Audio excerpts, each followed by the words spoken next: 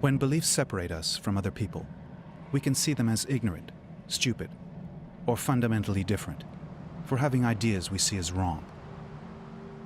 But is there a difference in how we believe? Neuroscientists in Los Angeles had studied what belief looks like inside the brain. Maurice was about to perform one of their experiments.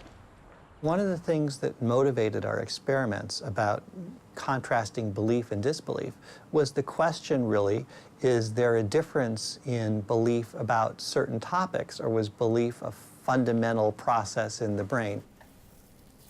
Okay, keep your eyes closed. Somebody's lips up. So just right through. We made a point in that study to look across content areas, look at belief per se without concerning ourselves with belief in any particular thing. So you would ask, do you have a brother named Bob? Do you have $5 in your pocket?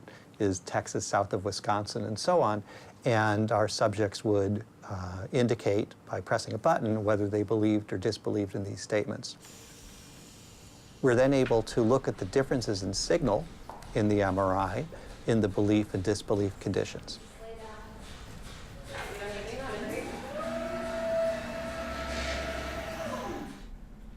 Inside the scanner, Maurice responded to statements about his general beliefs and about May 21 and the rapture. How would these different beliefs show up in the brain?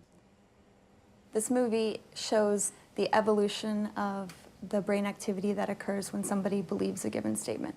So the area of your brain that seems to be most activated when you're believing something is this ventromedial prefrontal region.